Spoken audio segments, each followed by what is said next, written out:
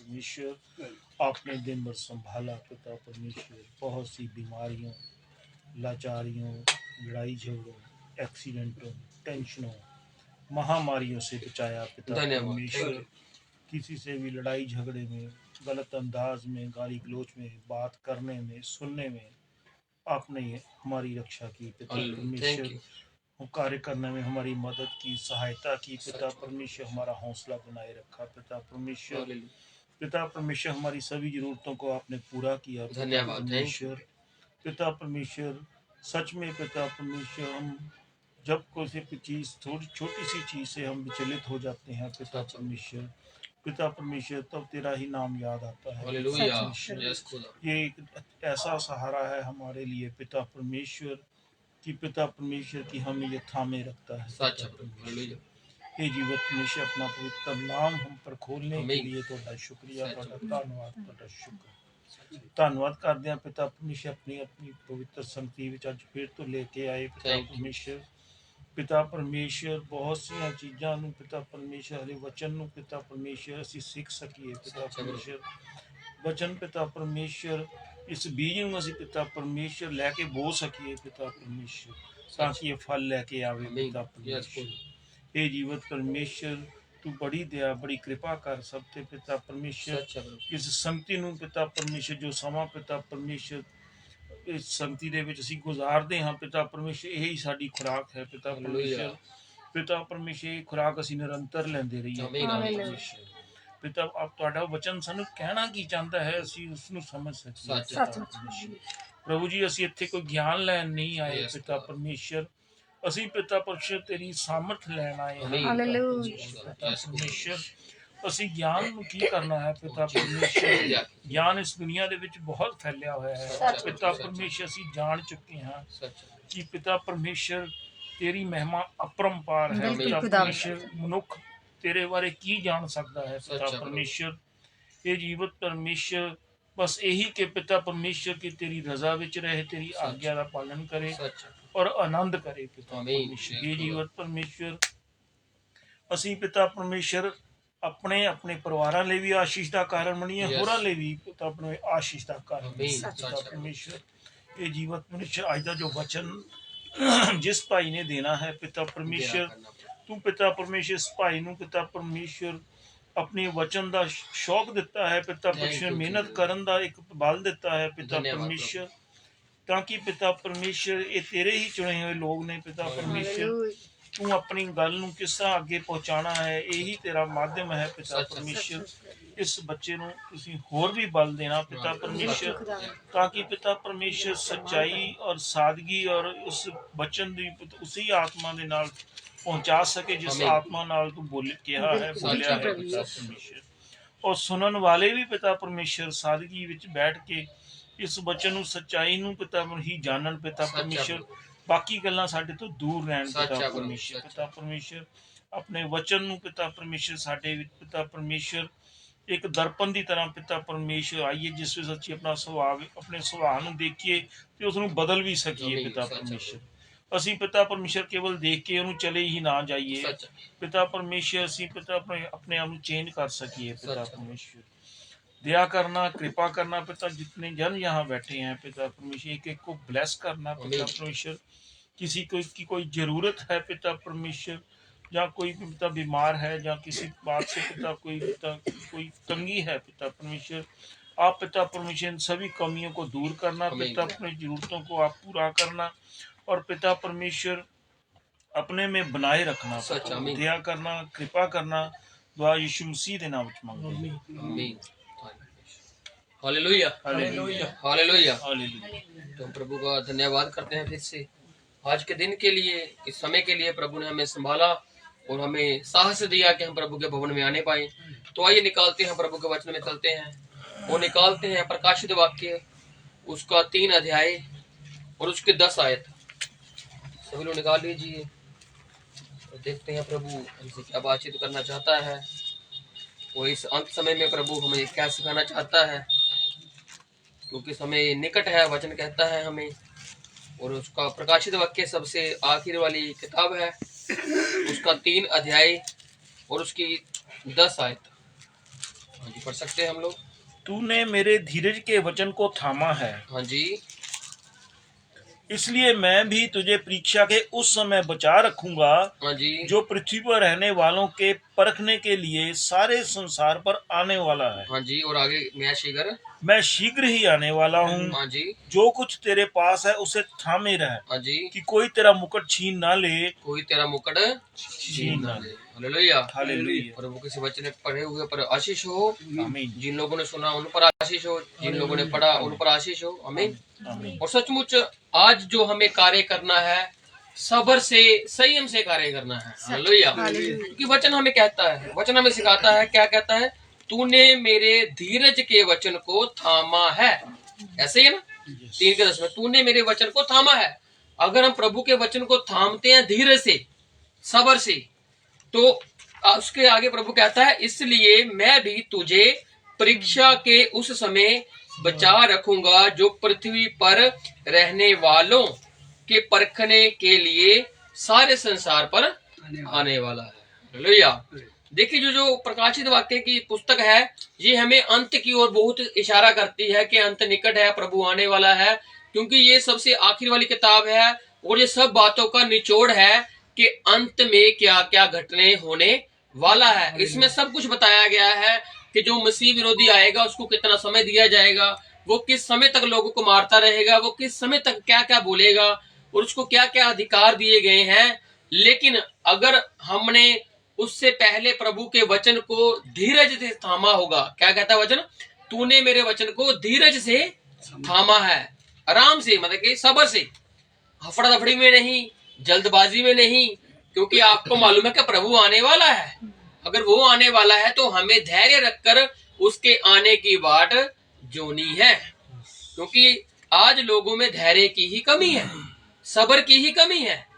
कुछ नहीं हुआ तो प्रभु को छोड़ दिया, अगर कुछ हो गया तो जल्दी जल्दी प्रभु को अपना लिया, उसके बाद कुछ नहीं हुआ तो प्रभु को फिर से छोड़ दिया, क्योंकि इसमें धैर्य की कमी है। लेकिन प्रभु हमें कहता है, धन्य है वो इंसान जो अंत तक धैर्य रखा रहेगा, क्योंकि मैं उसे उधार दूंगा। Hallelujah, hallelujah. तो इसलिए प्रभु कहता है, अगर तुमने मेरे वचन को थामा है तो मैं तुमको परीक्षा के समय में बचाऊंगा। जो आज समय चल रहा है, जो परीक्षाओं का समय चल रहा है, और आज हमें प्रभु में बहुत ज्यादा बनने की जरूरत है। मुसीबतें आएंगी, मुश्किलें आएंगी, क्योंकि परीक्षा चल रही है। परीक्षा का मतलब जो दुनियादारी है, ये हमें प्रभु में आगे बढ़ने से रोक रही है। किसी न किसी कार्य से, शरीर की बाधा से, नौकरी की बाधा से, कहीं परिवार की अड़चन से, ये हमें आगे नहीं बढ़ने दे रहे।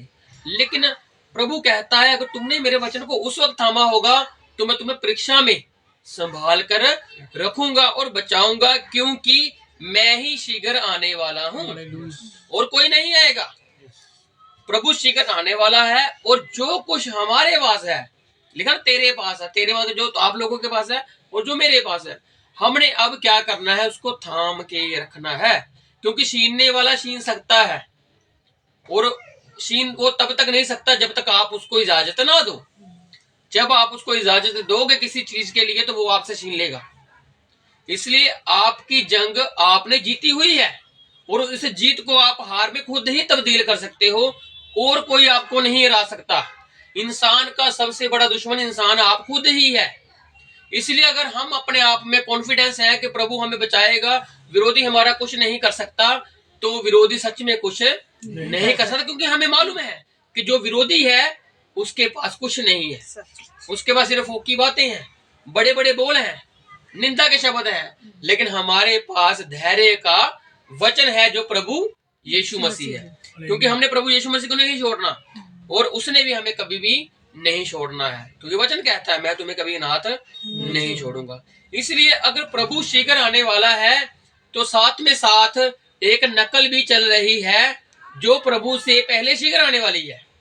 प्रभु बाद में आएगा, लेकिन उससे पहले वो चीज आ जाएगी और लोगों को भ्रमावे में डालने वाली है, लोगों को प्रभु के वचन से हटाने वाली है, प्रभु के धैर्य को खत्म करने वाली है लोगों के।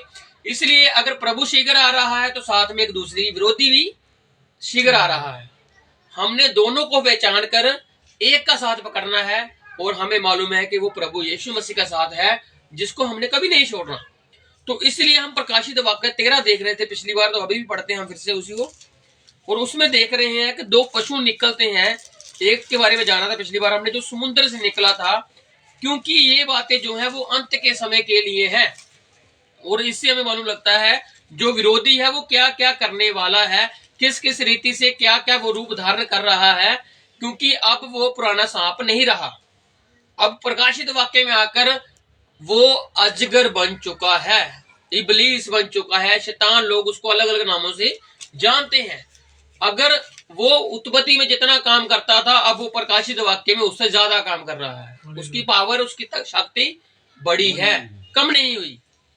अगर प्रभु उत्पत्ति में आदम को बनाया तो उसके बाद आदम से कितनी जनरेशन निकलती हैं, कितने लोग बढ़ते हैं, लेकिन प्रभु ने अपने कार्य को बंद नहीं किया। प्रभु ने दूसरी योजना निकाली और इंसान को पाप में से बाहर लेकर आया अपना लहू देकर। तो आज अगर उसने लहू दिया हुआ है तो हम उसके मोल लिए हुए संतान हैं।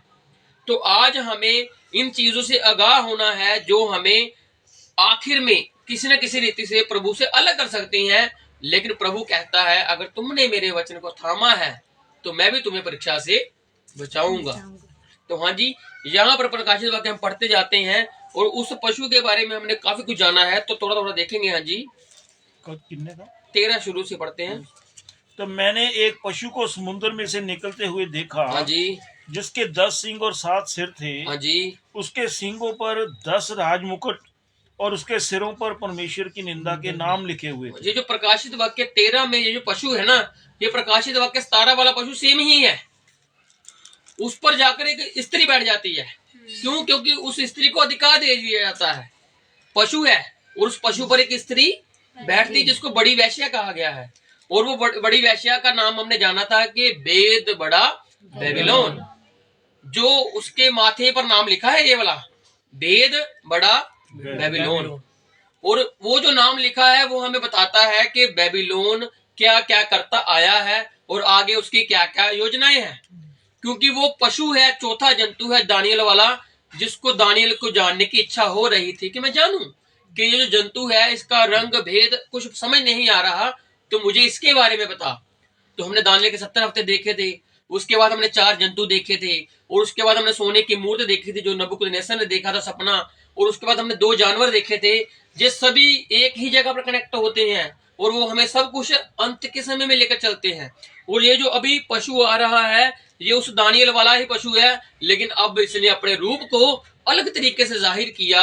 और अगर आप इसको 17 में पढ़ते हो, प्रकाशित वाक्य 17 की शायद 5 से और उसके आगे पढ़ते हो, तो वहां पर इनका नहीं पढ़ेंगे नहीं, लेकिन वहां पर भेद बताया गया है। 7 सिर क्या है, 10 राजमुकुट क्या है, 10 सिंह क्या है, उसके बारे में सब कुछ वहां पर बताया हुआ है। और हमने पिछली बार देखा था।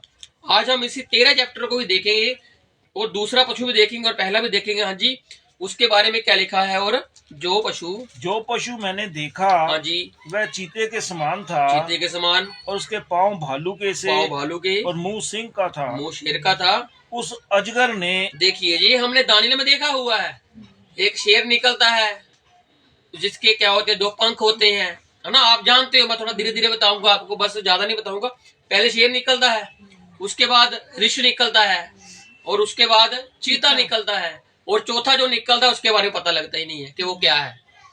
तो उसी प्रकार से जहां पर वो तीनों को लेकर आगे आ गया है। क्यों? अब ये भेद में है। अब इसको आप क्या क्या समझोगे, जिस नाम से समझ सकते हो समझ लीजिए, क्योंकि ये भेद बड़ा बेबीलोन है। और वचन कहता है जो इस वचन को समझ सकता है, क्योंकि आगे जाकर यही चीजें हैं जो हमें शैतान के बारे में आगाह करती हैं कि हमें उसकी चालों से सावधान रहना है, क्योंकि अभी प्रभु के धैर्य को पकड़ने का समय है। हाँ जी। और उस पशु ने देखा, वो चीते के समान था, पांव भालू के थे। अभी ये देखो पूरा कैसा उसका रूप है, चीता भालू अलग, मतलब कि वो उसी रूप को लेके चल रहा है। और साथ में क्या हुआ, उस अजगर ने अपनी सामर्थ और अपना सिंहासन और बड़ा अधिकार उसे दे दिया। किसे दे दिया? उस 7 सिर वाले और 10 सिंग वाले पशु को किसने दे दिया? अजगर ने दे दिया। और हमने पिछली बार देखा था 12 की 3 में कि जो अजगर है वो क्या था? पुराना सांप, इबलीस, शैतान, बेबीलोन, नमरोद। जिन लोगों ने भी प्रभु के खिलाफ बातें की हैं वो बेबीलोन का पार्ट है, वो बड़े बेबीलोन का हिस्सा है। आज कोई भी इंसान, कोई भी देश क्यों ना हो, अगर वो प्रभु के खिलाफ बातें करते हैं तो वो बेबीलोन का ही पार्ट है। और एक दिन ये एक मंच पर खड़े हो जाएंगे और ये अधिकार देंगे उस बड़ी वेश्या को, जो उस पशु पर बैठी है, जिसके हाथ में सोने का कटोरा है और जिसने कितने लोगों को मार मार कर वो आगे बढ़ी है। और उसको इसलिए बड़ी वेश्या कहा गया है क्योंकि उसने घिनौने कामों को करवाया कि लोग प्रभु से भटक जाएं और अपने पीछे लगा लिया, संसार के पीछे लगा लिया। लेकिन प्रभु कहता है कि संसार के पीछे लगना तो मृत्यु है, लेकिन प्रभु के पीछे लगना जीवन है। तो आज हमने जीवन के पीछे चलना है। इसी संसार में एक पेड़ लगा हुआ है जीवन का, और पिछली बार हमने देखा था कि जीवन का पेड़ इसी में लगा हुआ है। और जो भले और बुरे की ज्ञान का वृक्ष का फल था, उसको हवा ने खाया, हवा को खिलाया सर्प ने, और हवा ने बाद में खिलाया आदम को। लेकिन प्रभु जब खुद आया तो उसने कहा अब मेरे में से खाओ, तुम में से जीवन आएगा। तो आज हमें पर डिसाइड करना है, प्रभु ने हम पर छोड़ दिया है कि तुमने जीवन की ओर बढ़ना है या तुमने मृत्यु की तरफ ही रहना है। क्योंकि मृत्यु तो आनी है, लेकिन क्या आपने जीवन के वृक्ष में से, पेड़ में से फल खाया? लेकिन जब आपने उसमें से खाया तो मृत्यु का आप पर कोई दंड रहा ही नहीं। जो मृत्यु राज करती आ रही थी, जो लोगों पर अपने डंक को जाहिर कर रही थी कि मैं बड़ी हूं, लेकिन जब प्रभु ने अपने लहू को बहाया तो संत पुरुष कहता है कि हे मृत्यु तेरा डंक कहाँ रहा, तेरी जय जयकार कहाँ रही, क्योंकि यीशु मसीह ने तुझे पर जयवंत हो चुका है। वो स्त्री का वंश जब आया तो उसी ने तेरे आकर तेरी उस सांप की एड़ी उसको क्या किया, कुचल दिया। यीशु मसीह ने आकर सांप को, क्योंकि यीशु मसीह स्त्री का वंश है। और किसी दिन हम देखेंगे कि वो स्त्री का वंश कैसे है, उसके भी काफी पार्ट बनेंगे हमारे, और हम उसको देखेंगे जैसे हम इसको देखते आए दानियल को। और यहाँ पर क्या हुआ कि उसने क्या देखा कि उस अजगर ने अपनी समर्थ को क्या किया, उस पशु को दे दिया। पशु माने ये जो 7 सिरों वाला है। अब इसकी ताकत और बढ़ रही है, क्योंकि अजगर को काम करने के लिए कोई चाहिए। जैसे यीशु मसीह को काम करने के लिए अपने लोगों को चाहिए, और वचन कहता है कि मैं खेत में जा रहा हूँ, खेत तो पके हुए हैं लेकिन मजदूर कम है।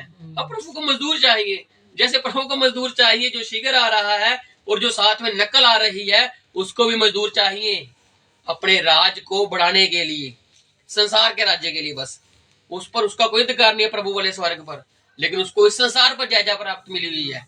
और उसका समय बताया गया है 42 महीने 1260 दिन 3.5 साल, और उस समय तक वो जय जयकार करता रहेगा। लेकिन एक दिन उसका विनाश निश्चय है, और वो होकर ही रहेगा। और अजगर ने बोलने के लिए अपनी जुबान दे दी उस पशु को, क्योंकि ये सिर्फ पशु ही नहीं है, ये एक राज्य है। और जब ये राज्य आएगा तो लोगों को मालूम नहीं लगेगा ये कैसे आ गया, क्योंकि ये वेद में है, ये बड़ा बेबीलोन है। हाँ जी। मैंने उसके सिरों में से हाँ जी एक पर ऐसा भारी घाव लगा देखा। उसके 10 सिर थे ना, 7 सिर थे और 10 सींग थे, और 7 सिरों में से एक पर क्या देखा, बड़ा घाव। मतलब कि जो उसका ग्रुप था, जो यूनियन थी उनकी, उस पर एक घाव था, जिसकी वजह से उसकी कमजोरी आ गई उसमें। लेकिन क्या हुआ, मानो वह मरने पर है, मतलब कि उसकी काम खत्म होने वाला है, लेकिन फिर उसका प्राण घातक घाव अच्छा हो गया। अच्छा भी हो गया। क्यों? क्योंकि अभी इसने बड़े बड़े जब बोले शुरू किए तो लोगों ने कहा नहीं नहीं ये मरा नहीं है, ये तो अभी भी है, और हमें इसकी सुननी चाहिए। जैसे हम देखते हैं अलग अलग मुल्क हैं, हमने इसको देखा ना, ये संसार में आते हैं, जितनी वर्ल्ड पावरें हैं, ये सभी जो बड़े बड़े बोलती हैं, जो आसमान से आग नीचे गिरा देते हैं। कैसे गिराते हैं? जहाजों के जरिए। क्यों? क्योंकि उनको वर्ल्ड पावरें हैं, वो दुनिया में डंका बजाना चाहते हैं। जैसे आज अमेरिका चाइना की नहीं बनती, वो चाइना रशिया के साथ है और अमेरिका अलग चलता है। अमेरिका अभी वर्ल्ड पावर है, लेकिन चाइना और रशिया वाले अमेरिका की सुनना नहीं चाहते। वो चाहते हैं कि हमारी करेंसी आए। और अभी पीछे कोई एआई चल रहा है ना, जो एआई आर्टिफिशियल इंटेलिजेंस, जो न्यूज जानते हैं ना, उनको मालूम है कि चाइना ने उनका स्टॉक मार्केट गिरा दिया अपनी एक डीक सीक एआई निकाल कर। और अमेरिका की जो एआई थी ये उनको फेल कर दिया इन्होंने। उनको कितना बिलियन का नुकसान हुआ है। क्यों? क्योंकि चाइना ने अपना पावर दिखाया है कि हम बड़े हैं, हम किसी से कम नहीं है। वो अभी भी कहते हैं जितना इंपोर्ट एक्सपोर्ट का सामान है वो कितना उत्पादन करते हैं। और जहां से हमें मालूम लगता है कि संसार कहां तक तरक्की कर चुका है, जबकि इसकी पृथ्वी की बहुत कम है गिनती परसेंटेज में, और पानी ज्यादा है धरती पर।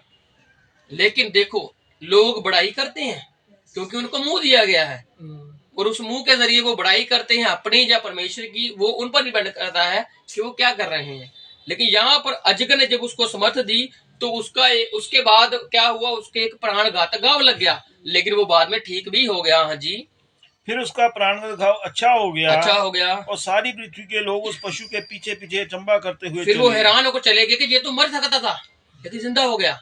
अब हमें इसकी सुननी चाहिए, क्योंकि ये जो पशु है इसको अधिकार मिल गया अजगर के द्वारा। हाँ जी, लोगों ने अजगर की पूजा की। अजगर की पूजा पहले वो करते थे, पुराने सांप की, उसने खुद करवाई ना, इंसानों के बीच में ऐसी होकर।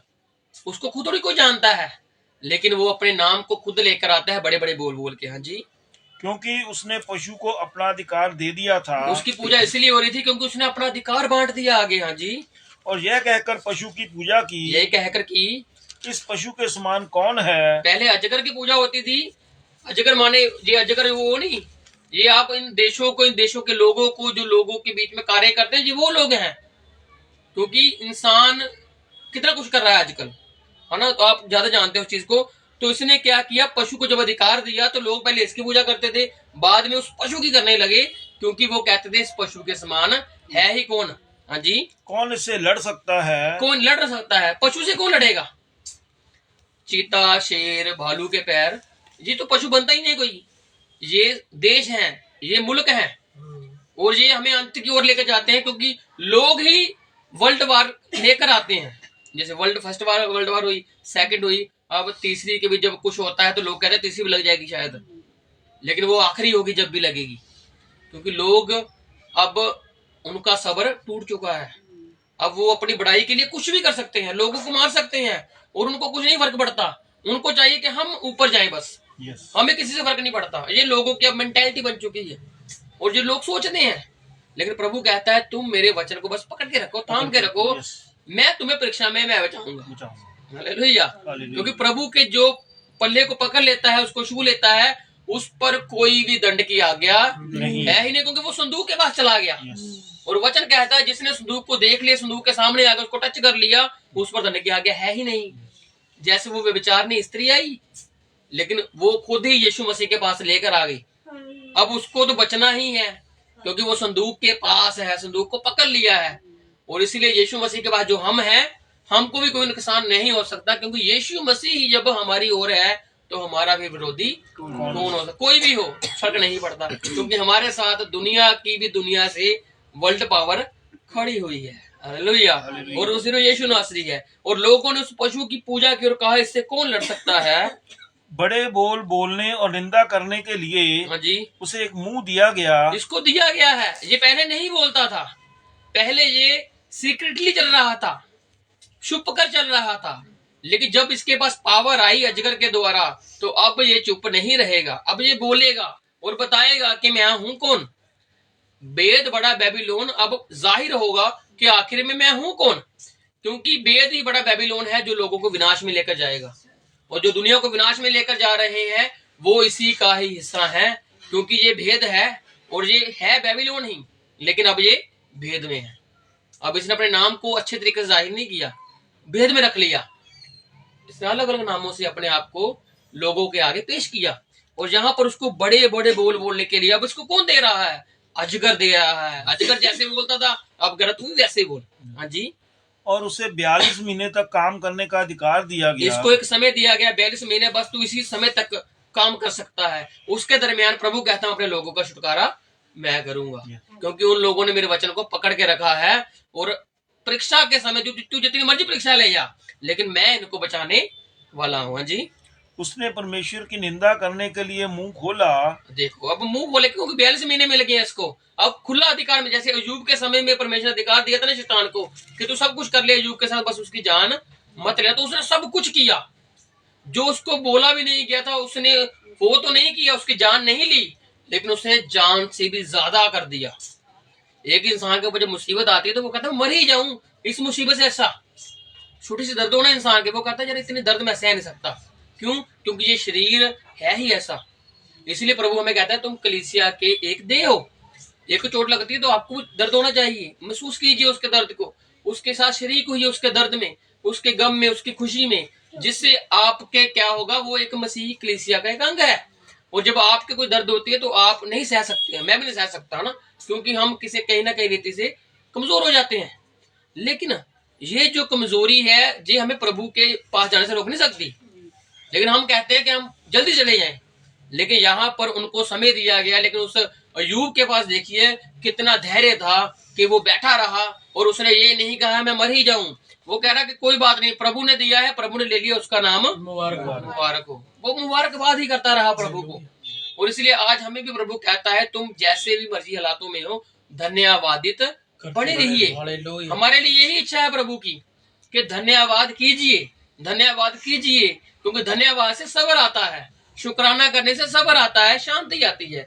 तो इसलिए जब अय्यूब ने इतना को सह लिया तो ये भी 42 महीने में उससे भी बदतर करने वाला है। लोगों को ये जीने नहीं देगा, सिर्फ वो लोग जिएंगे जो इसके साथ खड़े हैं, लेकिन जो इसके साथ खड़े हैं उनका नाश होगा। हाँ जी। और कि उसके नाम और उसके तंबू, हाँ जी, अर्थात स्वर्ग के नाम क्या है, प्रभु यीशु मसीह। तंबू क्या है, वो जो इजराइल में थर्ड टेम्पल है, जो हैकल है, वो पहले भी उस मंदिर के पीछे लगा रहा था। क्यों? क्योंकि जो इजराइली हैं वो नहीं चाहते कि हमारी हैकल के ऊपर कोई अपनी आंख भी रखे, क्योंकि इसमें प्रभु वास करता था। लेकिन जब ये बात उन्होंने वाक्य किया, प्रभु यीशु मसीह को सलीब पर चढ़ा दिया, उनके सामने वो मुक्तिदाता आया जब, तो लोगों ने उसको नहीं जाना तो सलीब पर चढ़ा दिया, तो उनकी आंखों पर पर्दा पड़ गया। अब वो पर्दा प्रभु ने हम पर खोल दिया कि तुम ही मेरा मंदिर हो। अब तुम्हें ईंट पत्थर के मंदिर की जरूरत नहीं है। जैसे प्रभु ने सामरी स्त्री को कहा, जहां कहीं भी लोग मेरी आराधना करेंगे मेरा मंदिर बन जाएगा। अब यरूशलेम की ओर देखना है, देखो नहीं देखना मत देखो, सिर्फ मेरी ओर देखो। अब जो यरूशलेम को खड़ा करने वाला अब तुम्हारे सामने खड़ा हुआ है। तो क्या हुआ, इसने बड़े बड़े बोल बोलने हैं मंदिर के विषय में, उसके नाम के विषय में, अर्थात स्वर्ग के रहने वालों की निंदा करे। ये स्वर्ग में रहने वालों की भी निंदा करेगा, उनको भी नीचे लेकर आने की, ये नीचे कैसे लेकर आएगा, बातें बोलकर कि वो कैसे हैं, ये कैसे हैं, ये कुछ भी करेगा। क्यों? क्योंकि इसके पास 42 महीने हैं और उसमें ये कुछ भी करके लोगों को भरवाएगा, कुछ भी करके अपने पीछे लोगों को लगाएगा। ये यीशु मसीह की निंदा करके उनको पीछे लगाएगा, ये उस हैकल की निंदा करके अपने पीछे लगाएगा। और स्वर्ग में जो एलिया और मूसा जहां पर आएंगे ये उनकी भी निंदा करेगा। हाँ जी। और उसे यह भी अधिकार दिया गया, उसे अधिकार दिया गया और भी पवित्र लोगों से लड़े, पवित्र लोगों से लड़े और उन पर जय पाए, और उसे हर एक कुल और लोग और भाषा और जाति पर अधिकार दिया गया। इसको सब पर अधिकार दे दिया कि जे लोगों को मार सकता है। ये अय्यूब के समय में प्रभु ने कहा था अय्यूब को मत मारना, लेकिन यहाँ पर क्या लिखा है, ये विजयी होगा। अब चाहे उनको मार कर हो, चाहे उनको जेल में डालकर हो, या लोगों से मरवा कर हो उनको, अब ये क्या होगा, विजयी विजयी विजयी होगा। क्यों होगा विजयी? क्योंकि इसको लगेगा कि जो मैं कर रहा हूं सब कुछ सफल हो रहा है। लेकिन ये नहीं, अब ये जानता है, अब हम भी जानते हैं कि इसको प्रभु ने ही अधिकार दिया है कि तू हो जा विजयी। मारेगा कम से कम, मैं जिंदा कर दूंगा, जिंदा छोड़ देगा मैं बदल दूंगा। प्रभु ऐसी ताकत रखने वाला है। और इसको लगेगा कि मैं ही सबसे बड़ा हूं। कुछ समय के लिए इसको एक शोहरत मिलेगी कि जा नाम चमका ले अपना, लेकिन ये कुछ ज्यादा समय के लिए तेरे पास नहीं रहने वाली, क्योंकि वो परीक्षा का समय होगा। आज जैसे परीक्षा में हम स्थिर रह रहे हैं, उस समय परीक्षा में वो स्थिर रहने वाले हैं। हाँ जी। पृथ्वी के सब रहने वाले, हाँ जी, जिनके नाम उस मेमने के जीवन की पुस्तक में लिखे नहीं गए, जो जगत की उत्पत्ति के समय से घात हुआ है, हाँ जी, उस पशु की पूजा करेंगे। सिर्फ वही पूजा करेंगे उस पशु की जिनके नाम लिखे ही नहीं गए, सिर्फ वही उसके पीछे लगेंगे। लेकिन जिन्होंने जीवन को अपना लिया है और जिनका नाम जीवन की मेमने की पुस्तक में है, वो उसकी पूजा नहीं करेंगे, सिर्फ उसकी पूजा करेंगे जो सिर्फ उसको ही मानते हैं। लेकिन जो यीशु मसीह को मानते हैं, उसकी पूजा करते हैं, वो यीशु मसीह उसको बचाएगा। अजी। और जिसके कान हो वह सुने। जिसके कान है, हमारे पास कान है ना, तो सुनिए। जिसको कैद में पड़ना है वह कैद में पड़ेगा। जी। जो तलवार से मारेगा अवश्य है कि वह तलवार से मारा जाएगा। कैद में पड़ने वाला कैद में पड़ेगा ही पड़ेगा। क्यों? क्योंकि ये कैद आपको प्रभु से अलग नहीं कर सकती है। संत पौलुस और सिलास को जब जेल में डाला तो हम देखते हैं कैसे उनकी क्या होगी, दीवार की जो जेल की नींव होती वो ही लगी, है ना। लेकिन प्रभु ने उस दरोगा को बचा लिया जो अपने को मारने वाला था ना। पतरस के समय क्या हुआ, पतरस जेल में था और बाहर उसके जो कलीसिया वाले थे प्रार्थना कर रहे थे और पतरस बच गया। लोग चंबा करते, तू कैसे बचकर आ गया, तेरे तो लोग मार जाते तुझे। लेकिन प्रभु ने जितना लोगों के लिए काम रखा हुआ है उससे पहले आपको कोई कुछ नहीं कर सकता। प्रभु ही जानता है कि आप कब तक मेरे कार्य को कर सकते हो। वो प्रभु ने समा अपने पास लिखा हुआ है। और क्या हुआ कि जो कैद में पड़ना पड़ेगा वो पड़ेगा ही पड़ेगा, और जो तलवार से मारेगा वो तलवार से ही मारा जाएगा। हाँ जी। और पवित्र लोगों का धीरज और विश्वास इसी में है। इसी में है धीरज विश्वास, क्योंकि परीक्षा है ना। कैद में पढ़ने से डरोगे तो परीक्षा टूट सकती है। परीक्षा अगर कैद में कब पढ़ोगे, जब आप कुछ बुरा बोलोगे। अगर प्रभु के लिए जा रहे हैं तो अच्छी बात है, लेकिन आप अगर अपने ही बुरे कामों के लिए जा रहे हो तो फिर प्रभु कहीं ना कहीं आपसे थोड़ा सा पीछे हो जाएगा, क्योंकि बुराई आपने की है। लेकिन अगर प्रभु के लिए जा रहे हो तो प्रभु आपके साथ है। तो क्या लिखा है कि पवित्र लोगों का धीरज है ही इसी में, विश्वास है ही इसी में कि वो परीक्षा में स्थिर रहें। अगर उन्होंने मेरे वचन को थामा है तो वो स्थिर रहेंगे ही रहेंगे। और हम अब दूसरे पशु को देखने जा रहे हैं जो ये भी अपना अधिकार उस पहले पशु को देगा, क्योंकि बड़ा बोलने वाला मुंह उसको मिला हुआ है। ये बड़ा बोल जितना मर्जी बोल ले, लेकिन एक समय पर ये अपना अधिकार उसको देने, जैसे अजगर ने दे दिया ना। अजगर ने हाथ खड़े कर दिए कि मैं इससे काम करवा सकता हूं। अगर अजगर ने ये डिसाइड किया है तो अजगर उसको भी डिसाइड करवाएगा कि तू भी ये काम कर, जिससे क्या होगा उसकी हम पूजा करवाएंगे। और प्रकाशित वाक्य 17 चैप्टर में जब वो बड़ी वैश्या बन जाती है, जब वो पशु पर बैठ जाती है, और वचन कहता है उन लोगों ने उसकी मूर्ति बनवाई और उस मूर्ति में बोलने के लिए जान भी डाल दी। मूर्ति नहीं बोल सकती, लेकिन वो उसको बुलवाएंगे। कैसे बुलवाएंगे, वो अजगर बुलवाएगा और बताएगा कि बड़े बड़े बोल कैसे बोलते हैं, प्रभु की निंदा कैसे करते हैं, वो बताने वाला है। लेकिन आज हमें प्रभु की इज्जत करनी है, प्रभु को इज्जत देनी है, क्योंकि प्रभु हमारा इज्जत के योग्य है, क्योंकि उसने हमारे लिए अपनी इज्जत को तार तार कर दिया सलीब के ऊपर। अब हमें उसको कुचलना नहीं है, अब उसको दबाना नहीं है, बल्कि हम उसको अपनी उसकी इज्जत देंगे जो उसकी इज्जत बनती है, और अपनी जिंदगी को उसके नाम करके हम उसको बहुत ज्यादा इज्जत दे सकते हैं। अब है दूसरा पशु। हाँ जी 11 से।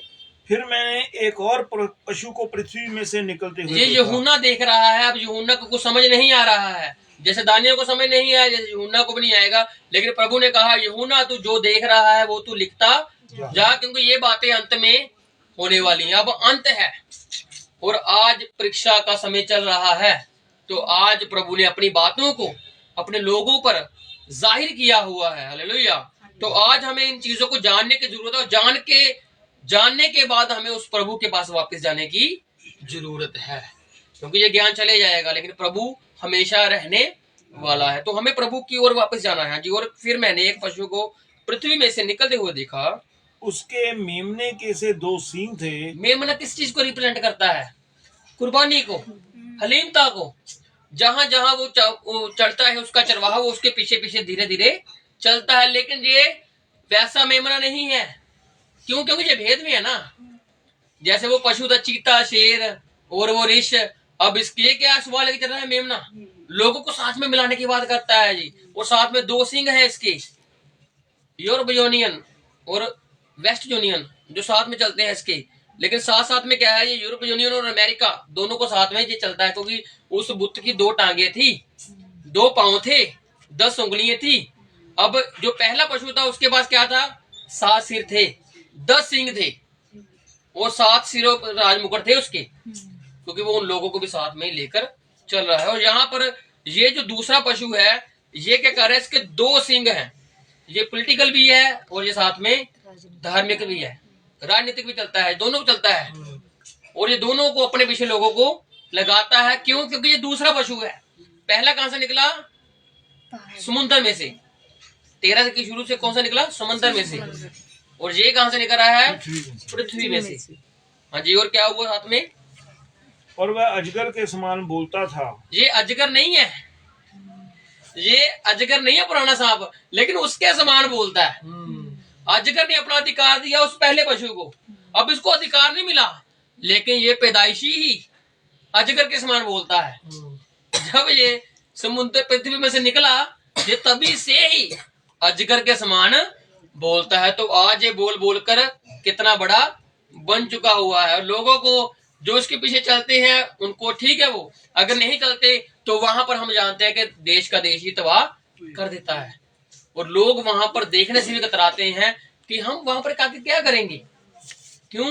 क्योंकि ये राजनीतिक भी है और ये धार्मिक भी है और ये साथ में चलता है, अच्छाई से भी चलता है, बुराई से भी चलता है, क्योंकि अजगर के समान बोल रहा है। और वह उस पहले पशु का सारा अधिकार हाँ जी, उसके सामने काम में लाता था। जो पहला पशु सारा काम करता था ना, अब ये अपने काम को उसके अधिकार में लाता है ना, यही है ना। वह उस पहले पशु का सारा अधिकार, जो पहला पशु करता है ना, अब ये पृथ्वी में से निकला है, अब ये उसका सारा अधिकार उसके सामने लाता है। जो पहले वाला पशु है उसी का काम, उसी के अधिकार में, उसी के सामने लाने वाला अधिकार को ये पशु है। और पृथ्वी और उसके रहने वालों से उस पहले पशु की, हाँ जी, जिसका प्राण घातक घाव अच्छा हो गया था, हाँ जी, पूजा कराता है। ये करवाता है। ये अजगर के समान बोलता है ना, लेकिन ये नहीं लिखा कि इसको अजगर ने ताकत दी। अजगर ने किसको ताकत दी? उस पहले पशु को। लेकिन ये अजगर के समान बोलता है और साथ में इसी ने ही, ये अजगर के समान बोलता है ना, इसी ने क्या किया? उस पशु की पूजा करवाई। जो पीछे पड़ गया है ना कि वो पशु की पूजा करवाता है और साथ में के साथ क्या करता है, क्योंकि ये उसके काम को अधिकार में लेकर आ रहा है, उसी को ही रिप्रेजेंट करके अपने आप को बड़ा कर रहा है और उसी के अधिकार को इस्तेमाल करके ये आगे आगे चल रहा है। और क्या है कि उसकी पूजा करवाता था जिसका प्राण घातक घाव अच्छा हो गया था। अब वो ठीक है, अब वो कमजोर नहीं है, अब वो भी कहता है कि मैं भी कुछ हूं, मैं भी इस दुनिया में एग्जिस्ट करता हूं, रहता हूं। और लोग उसको भी देखते हैं, लोग उसको भी जानते हैं। हाँ जी। और वह बड़े बड़े चिन्ह दिखाता था। क्या करता था वो? बड़े बड़े चिन्ह। और चिन्ह के आगे बारे में क्या लिखा है? और यहाँ तक कि मनुष्यों के सामने स्वर्ग से पृथ्वी पर आग बरसा देता। ये है पशु, लेकिन किसके सामने आग बरसा रहा है? ये मनुष्यों के सामने। हम मनुष्य हैं लेकिन ये पशु है। अब ये पशु नहीं है, अब ये देश है। और जो देश ऊपर से आसमान से जहाजों के जरिए लड़ाई करते हैं, आग फेंकते हैं, वो सभी इसी का हिस्सा है। अब ये पशु एक पशु नहीं है, अब ये पशुओं में चला गया है। अब जितने लोग भी टेक्नोलॉजी के जरिए अपनी पावर को बढ़ा रहे हैं, वो इस बड़े बेबीलोन का हिस्सा है। अब ये सारा अपना अधिकार उसी के सामने लेके आएंगे, क्योंकि अब ये अजगर के समान बोलने लगे हैं। अब सभी कह रहे हैं ना हम बड़े हैं, हम बड़े हैं, कोई किसी की जल्दी सुन नहीं रहा। वो तो बड़े बड़े देशों की बात है, जहां पर जो इंसान है वो भी ऐसे ही करते हैं। देश अलग है और जो इंसान है वो भी ऐसे ही करते हैं कि हम बड़े हैं, हम बड़े हैं, हम बड़े। लेकिन प्रभु कहता है जो बड़ा होना चाहता है वो छोटा हो जाए, जो कहता है मुझे गुरु गुरु कहो वो पहले दास बन जाए। हालेलुया। इसलिए यीशु मसीह क्या कहता है, लूका उसके 22 अध्याय में लिखा हुआ है कि अगर तुमने घर में किसी को भोजन पर बुलाया है, तो वो भोजन पर बैठा है बंदा, तो उसका प्रश्न था कि बड़ा कौन है? वो जो भोजन पर बैठा है या वो जो सेवा कर रहा है? तो आगे प्रभु ही कहता है कि वो जो भोजन पर आया है वो बड़ा है, लेकिन जो सेवा कर रहा है वो क्या है? फिर प्रभु ने कहा, आगे कहा कि मैं सेवा करने आया हूँ, मैं बड़ा नहीं हूँ, बल्कि मैं सेवा करने आया हूँ। मैं, तुम आओगे खाना खाने, तुम बड़े हो, तुम बैठोगे, तुम बड़े हो, लेकिन मैं तुम्हारी सेवा कर रहा हूँ। हालेलुया। और प्रभु हमें भी कहता है अपने आप को एक दूसरे से छोटा समझो, कम समझो, क्योंकि वो तुम्हारा भाई और बहन है। और उसको समझाओ और क्या करो, उसको जो कमजोर है उसके हाथ पकड़कर साथ में लेकर, जो तगड़ा है उसको शांति दो, उसके लिए प्रार्थना करो कि वो कहीं गिर ना आ जाए। इसलिए हमें एक दूसरे के लिए प्रार्थना करनी है कि हम परीक्षा के समय में स्थिर रह सके और उस मुकुट को छीनने ना दें जो हमसे शैतान चाहता है कि छीन ले। और क्या हुआ, जब उसका प्राण घातक घाव अच्छा हो गया तो वो क्या करने लगा? उसकी पूजा करवाता था। और उन चिन्हों के कारण, हाँ जी, जिन्हें उस पशु के सामने दिखाने का अधिकार उसे दिया गया था, उन चिन्हों के कारण जिन्हें उस पशु के सामने दिखाने का अधिकार उसे दिया गया था, वह पृथ्वी के रहने वालों को भरमाता था। ये भी भरमाहट में लेके आता है लोगों को, ये भी लेकर आता है कि मेरे साथ चलो तुम्हारा फायदा है, नहीं तो घाटा ही घाटा है, तुम्हारे साथ तो कोई लेन देन नहीं करेगा, तुमको कोई पूछेगा नहीं। क्यों? क्योंकि जितने देशों के साथ जितने देश ज्यादा मिले होंगे वो अपनी ताकत को दिखा सकते हैं। और ये चाहता है कि लोग मुझसे टूटे ना, बल्कि लोग मेरे साथ जुड़ जाएं और मैं अपनी धाक को जमा कर रखूं, क्योंकि मैं उस अजगर के समान बोलने वाला हूं और मैं भेद में हूं। एक दिन इस भेद को जाहिर होगा जब ये अपने अधिकार को आगे उस बड़ी वैश्या को देगा जो उस पशु पर बैठी हुई है। हाँ जी। और पृथ्वी के रहने वालों से कहता था कि जिस पशु से के तलवार लगी थी वह जी गया है, उसकी मूर्ति बनाओ। ये कहेगा क्यों? क्योंकि ये अजगर के समान बोलता है और अजगर को लगा अगर ये मेरे समान बोलता है तो ये मेरा ही है। जो है ही शैतान के हैं, अगर वो उसकी बात बोलते हैं तो उसको उससे फर्क नहीं पड़ता शैतान को। लेकिन जिनके पास प्रभु की बातें हैं, शैतान को फर्क ही उनसे पड़ता है। जो उसके है उससे उनको क्या लेना है। अब ये जो पशु है दूसरा, इसने देखा ये तो मेरा ही बंदा है, अब इसी के द्वारा मैं इससे बड़े बड़े बोल बुलवा दूंगा और ये उसी को आगे लेकर आएगा। लेकिन आगे लेकर आने के लिए उसके लिए मुझे किसी और की मदद लगेगी। अब समझ लीजिए एक चीज चल रही है जिसको हमने समझना है। ये जो पशु है ये देश है, वो जो देश जो चल रहे हैं, जो वर्ल्ड पावर चल रही है, ये आगे आगे जाकर जो दुनिया को विनाश में लेके जाने वाली है। ये दुनिया का अच्छा नहीं सोच रही, ये दुनिया का बुरा सोच रहे हैं। लेकिन प्रभु ने कहा है अच्छा सोचो, अच्छा बोलो, अच्छा देखो, क्योंकि प्रभु अच्छा है। और प्रभु आपको भी कहता है कि तुम जीवन में से खा चुके हो, अब तुम में जीवन चल रहा है, इसलिए तुम्हारी बोल बानी में जीवन होना चाहिए।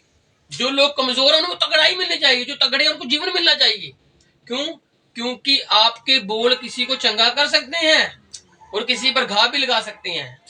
तो हाँ जी, इसीलिए उसका जब प्राणघातक अच्छा हो गया तो इसी ने क्या किया, उसकी मूर्ति बनवाई, उसे उस पशु की मूर्ति में प्राण डालने का अधिकार दिया गया। उसे इसे ये जो है ना तो समुद्र वाला, सॉरी समुद्र नहीं, पृथ्वी वाला, इसको क्या किया, उसमें जान डालने के लिए। क्योंकि जो वर्ल्ड पावर है, अब ये कुछ बोलेगा तो लोग सुनेंगे, इसकी चाल चलन को देखेंगे, सब कुछ देखेंगे कि चेक कर क्या रहा है, कर क्या रहा है। अब इसी ने कहा कि उसकी मूर्ति बनाते हैं तो उसकी पूजा तभी होगी। ऐसे कैसे होगी? हाँ जी, कि पशु की मूर्ति बोलने लगे। क्या करने लगे? बोलने लगे। जब मूर्ति बोलेगी तो लोग अचंभा करेंगे, समझ रहे हो? जब वो बोलेगा ना पहला पशु समुद्र वाला, क्योंकि उसको बोलने के लिए ये अधिकार देगा कि अब तू बोल, मैंने तुझको अधिकार दे दिया हुआ है, अब सब कुछ मेरे कंट्रोल में है, अब तू जो करना चाहता है कर ले, क्योंकि मैंने सबको अपने कंट्रोल में रखा हुआ है। तो उसी को बोलने के लिए ये अधिकार दे रहा है। हाँ जी। और जितने लोग उस पशु की मूर्ति की पूजा ना करें, जो लोग उसकी पूजा नहीं करेंगे, उन्हें मरवा डाले। उन्हें क्या करेगा? ये मरवा डालेगा। क्योंकि लिखा ना, जिसके कान है वह सुन ले, जिसको कैद में बनना है वो कैद में बढ़ेगा, जो तलवार से मारेगा वो तलवार से मरेगा। क्योंकि विश्वासियों का धीरज और विश्वास इसी में है। जब ये समय आएगा, अभी चल रहा है, अभी ये पूरा नहीं आया, अभी चल रहा है। अगर ये चल रहा है तो प्रभु का आना भी बहुत जल्दी निकलेगा, क्योंकि प्रभु ने हमें परीक्षा में डाला हुआ है कि मैं तुम्हारे विश्वास को देखना चाहता हूं। और प्रभु को मालूम है कि हमारा विश्वास कहां तक है, तो इसीलिए वचन कहता है कि वो तुम्हें तुम्हारे धैर्य से ज्यादा में, जितनी तुम्हें पीड़ा होती है ना, उससे ज्यादा वो दुख देने वाला नहीं है। हालेलुया। इसीलिए वही बचाने वाला है, वही घात करने वाला है, वही पट्टी करता है। वचन कहता है वही मारता है, वही घात करता है और वही बाद में पट्टी भी करके आपको बताता है कि मैं तुमसे कितना प्रेम रखता हूँ। हाँ जी। और उसने छोटे बड़े धनी कंगाल सबको ले लिया इसने। क्यों? क्योंकि ये अधिकार देकर ही लोगों को उसके पीछे लगाने वाला है। अब इसने क्या किया? उसने क्या किया? छोटे बड़े धनी कंगाल स्वतंत्र दास सबके दाहिने हाथ या उनके माथे पर एक एक छाप करा दी। क्या कर दिया इसने? छाप करा दी। अब लोग इसके बारे में बहुत अलग अलग धारणा रखते हैं अपनी अपनी, लेकिन एक पास्टर साहब वो कहते हैं अगर प्रभु की छाप दिखने में नहीं आती तो ये भी छाप दिखने में नहीं आएगी। लेकिन वो अगर आपको उसकी जुबान से समझना है कि वो बोल क्या रहा है, क्योंकि क्या लिखा है कि ये उनकी पूजा करवाएगा। अगर जो जो लोग उसके पीछे चल रहे हैं, उसकी जय जयकार कर रहे हैं, तो आप समझ लेना कि ये इसी का ही भाग है और उसको अधिकार देना शुरू कर दिया है इन लोगों ने। और क्या लिखा है कि इसने छोटे बड़े धनी कंगाल स्वतंत्र दास सबके दाहिने हाथ, दाहिना हाथ दर्शाता है पावर को। इसने उनकी पावर को अपने हाथ में रखकर उनको ही कमजोर कर दिया कि अब तुमको कुछ नहीं करना पड़ेगा, अब तुमको सिर्फ मेरी बात सुननी है। तुम्हारी पावरें खत्म, तुम्हारी ताकत खत्म, अब तुम मेरे साथ चलोगे तो तुम्हारा भला है, नहीं चलोगे तो नुकसान ही नुकसान है। तो जब अगर इंसान को लगेगा मेरा नुकसान हो रहा है तो उसका उस तरफ जाना ही अच्छा होता है कि मैं अपना भला देखूं। तो इसलिए इसने एक ऐसी योजना बनाई कि लोगों को उसकी पावर ही छीन ली, दाहिना हाथ ही काट दिया और उसको अपने अंडर में कर लिया कि अब तुम कुछ नहीं कर सकते।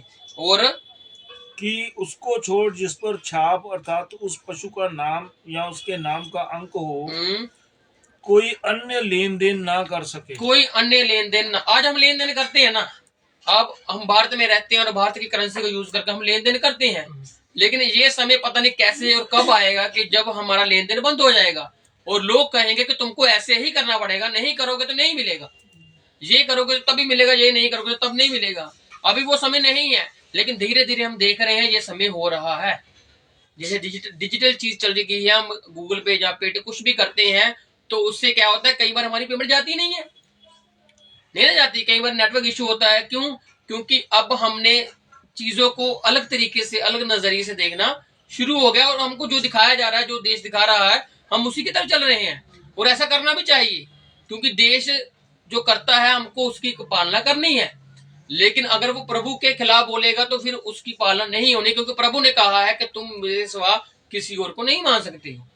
समझ ना, हम किस चीज को मानना, किस चीज को नहीं मानना, ये दोनों पहलू प्रभु हमें बताता है कि सरकार की संसार की कौन सी बातों को आपने सुनना है, कौन से नियम लागू अपने आप पर करने हैं और कौन से आपने लागू नहीं करने। वो प्रभु का नियम बताता है हमें, क्योंकि प्रभु कहता है तुम अपने राजा अर्थात सरकार के प्रति वफादार रहो, क्योंकि वो क्या करते हैं, तुम्हारे लिए सब कुछ कर रहे हैं। लेकिन हमने देखना है वो किस रीति से क्या क्या कर रहे हैं। और क्या लिखा है कि उसको छोड़ जिस पर शाप अर्थात उस पशु का नाम क्या है? वेद है। पशु का नाम वेद है। वो शेर, चीता, अजगर, सांप, पहला पशु, दूसरा पशु, अलग अलग नामों से आ रहा है वो, क्योंकि वो भेद में है। उसके बताया गया उसकी शाप, उसका नाम या उसके नाम का अंक। अब उसके बाद अंक भी है एक।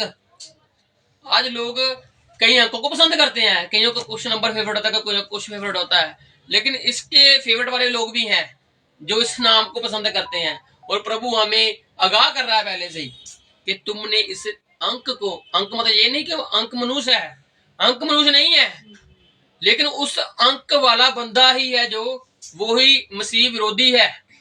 प्रभु हमको उस इंसान की ओर आगाह कर रहा है कि वो इंसान है क्या, वो है कौन। हाँ जी। और ज्ञान इसी में है। क्या है? ज्ञान, प्रभु का वचन, प्रभु की समझ, प्रभु की ताकत इसी में है कि जिसे बुद्धि हो वो इस पशु का अंक जोड़ ले, क्योंकि वह मनुष्य का अंक है। क्योंकि वो पशु नहीं है, वो एक मनुष्य है। वो एक समुद्र वाला पशु, पृथ्वी वाला पशु नहीं है। वो क्या है? एक मनुष्य है जो बड़े बड़े बोल। जब आप इसको प्रकाशित वाक्य 17 पढ़ोगे ना तो आपको पता लगेगा कि उसको निंदा का नाम के लिए उसने क्या क्या किया हुआ है। निंदा का नाम क्या है? भेद बड़ा बेबीलोन, घृणित वस्तुओं की माता, उसका ये नाम है जो माथे पर लिखा हुआ है। जब पढ़ोगे प्रकाशित वाक्य 17, शायद हम अगली बार उसको देखेंगे प्रकाशित वाक्य 17 को। आज हम बस इसको देखकर खत्म करने वाले हैं कि ज्ञान इसी में है कि जिसमें बुद्धि की हो कि वह समझ ले कि उस पशु का अंक जोड़ ले, क्योंकि वह मनुष्य का अंक है और उसका अंक 666 है। क्या है ये? 666 अंक है। अब ये जो अंक है ये कहीं ना कहीं उस मनुष्य का अंक है, ये क्योंकि वचन कहता है कि वो मनुष्य का अंक है।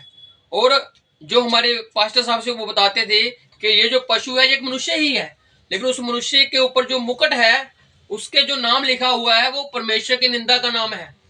वो लिखा विकैरियस फिलिडाई। और जब हम इसको उसकी भाषा में, रोमन लैंग्वेज में देखते हैं, न्यूमेरिकली देखते हैं, तो वो शे बनता है। और साथ ही साथ उसका मतलब पता क्या है कि परमेश्वर की पुत्र की जगह पर मैं हूं, उसके नाम का ये मतलब है। और आज मैंने कहा था, जैसे देखा था कि जितने लोग भी कहते हैं प्रभु के बराबर हैं, वो 666 मतलब कि वो वही मनुष्य है, वही पशु हैं जो इन चीजों को आगे लेकर आज देखो कितना क्रेज है 666 का, कितने लोगों ने ये चीजें की हुई हैं और वो रखते हैं कि हम तो इस नंबर को पसंद करते हैं, लेकिन वो कहीं ना कहीं उस नंबर को पसंद करके संसार में तो अपने लिए शोहरत ले रहे हैं, लेकिन उस संसार में अपनी शोहरत को वो कम कर रहे हैं, क्योंकि उनको भी मालूम है कि ये नंबर है किसका। इसलिए आज हमें इस अंक वाले मनुष्यों से सावधान रहना है, जो इससे प्रीति रखते हैं, इस नंबर से, जहां इसी को प्रेम करते हैं, क्योंकि प्रभु कहता है कि अंत में ये चीजें होनी है और हमें इन चीजों से बचना है, सावधान रहना है। इसलिए आज हमने प्रकाशित वाक्य 13 का 2 पशु देखे हैं। अगली बार हम उस बड़ी वैश्य की तरफ जाएंगे, वो भी इसी पशु का ही हिस्सा है। जैसे दानियल के समय में कितना कुछ चल रहा था ना, वो सभी क्या कर रहे थे, उस मूर्ति के आखिर में आ रहे थे। 10 उंगलिये, वो लोहे का पैर, जो 8वां राज्य आने वाला, वो एकदम से निकलेगा जो। और प्रकाशित वाक्य 17 भी हमें यही बताता है कि जो वो बड़ी वैश्या है, वो कैसे लोगों को ब्रह्माहट में लेकर जा रही है और कैसे लोग उसके पीछे लग रहे हैं, लेकिन उनका अंत विनाश है और वो लोगों को विनाश की ओर लेकर जा रहे हैं। तो इसलिए आज हमें उन चीजों को छोड़ना है जो हमें प्रभु से दूर कर देते हैं और प्रभु के पीछे नहीं चलने देते। और इसलिए आज हम अपनी आंखों को बंद करते हैं, प्रभु की महिमा के लिए हम गीत गाते हैं और प्रभु को पुकारेंगे कि प्रभु तू जल्दी आ, हम तुझसे मिलना चाहते हैं, क्योंकि ये संसार की चीजें हमें अड़चन डाल रही हैं, लेकिन जो तेरा प्रेम है वो जल्दी हम पर प्रकट हो चुका है और वो हम उसी प्रेम में बने हुए हैं और बने रहेंगे परमेश्वर, क्योंकि तेरा आना निकट है। और इसलिए हम कहते हैं, वचन कहता है, ये गीतकार कहता है, यीशुआ तू शेती शेती आ यीशु जी, आसी तक दे रहना तेरा राह यीशु जी। यीशुआ तू शेती शेती आ यीशु जी, आसी तक दे रहना तेरा राह यीशु जी। यीशुआ असी भुल गए सौ वारे तेरा, फिर भी साडे नाल प्यारे। असी भुल गए सौ वारे तेरा, फिर भी साडे नाल प्यारे। असी हो गए सबे, असी हो गए सबे परवाह यीशु जी, असी तक दे रहना तेरा राह यीशु जी। यीशुआ तू शेती शेती आ यीशु जी, असी तक दे रहना तेरा राह Yeshu ji. Yeshua Yeshua. Hallelujah hallelujah hallelujah hallelujah. और आंखों को बंद करते स्वर्ग की प्रार्थना करते हैं। ए हमारे पिता, तू जो स्वर्ग में है, तेरा नाम पवित्र माना जाए, तेरा राज्य आए, तेरी इच्छा जैसे स्वर्ग में पूरी होती है वैसे पृथ्वी पर भी हो। हमारे दिन भर की रोटी आज हमें दे, और जिस प्रकार हमने अपने अपराधियों को क्षमा किया वैसे ही तू भी हमारे अपराधों को क्षमा कर, और हमें परीक्षा में ना ला परंतु बुराई से बचा, क्योंकि राज्य और पराक्रम और महिमा सदा तेरे। आमीन। अब से लेकर परमेश्वर का प्रेम, उसकी संगति, उसका फजलवारा हमारे साथ यूं ही बना रहे। हमारा वचन का समय खत्म होता है। सभी भाई बहन दूसरे को मिल सकते हैं। सभी को जय मसीह। Thank you. जय मसीह।